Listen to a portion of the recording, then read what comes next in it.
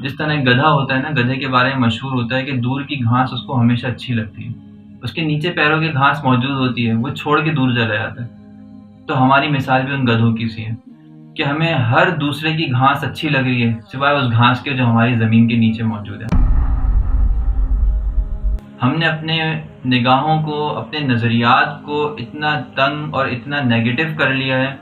کہ آج ہم سوچتے بھی ہیں تو شاید ہمیں کوئی پازیٹیو تھنگ سمجھ میں نہیں آتی۔ کوئی بھی دنیا کا ملک ایسا نہیں ہے کہ جہاں پر دودھ اور شہد کی نہریں بہہ رہی ہوں، کہ جہاں پر آپ جائیں اور آپ بغیر محنت کے بس خالی جائیں اور ایک ڈونگا بھر کے شہد اور دودھ نکال کے اپنی زندگی عیاشی سے گزاریں۔ تو اسلام تو طبقاتی نظام کو، تفرقاتی نظام کو، ڈویژن کے رولز کو ختم کرتا ہے، اور ہم نے کیا کیا؟ ہم نے انہی طبقات، تفرقات، اتنی اس کی شاخیں، اتنی فروعات کے اندر اپنے آپ کو ڈیفائن کر لیا، اپنے آپ کو ہائی لائٹ کر لیا کہ جہاں ہمیں وہ تفرقہ یا وہ طبقہ نظر نہیں آتا تو ہم ایک دوسرے کے دستوں گریباں ہو جاتے ہیں۔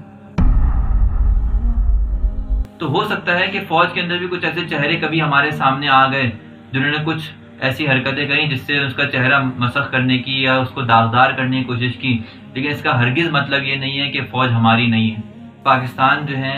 اپنے ڈے ون سے، یعنی جب پاکستان کی بنیاد رکھی تب سے ہی ہمارے اوپر ایک ایسی تلوار لٹکی رہی کہ جس سے پاکستان کے دفاع کو خطرہ رہا۔ ہمارے برابر میں پاکستان سے 7 گنا بڑا ملک انڈیا موجود ہے جو ہر وقت پاکستان کو کاٹ کھانے کے لیے دوڑتا ہے۔ ہمارے برابر کے اندر افغانستان جیسا ہے جہاں پہ عالمی سپر طاقتیں اپنا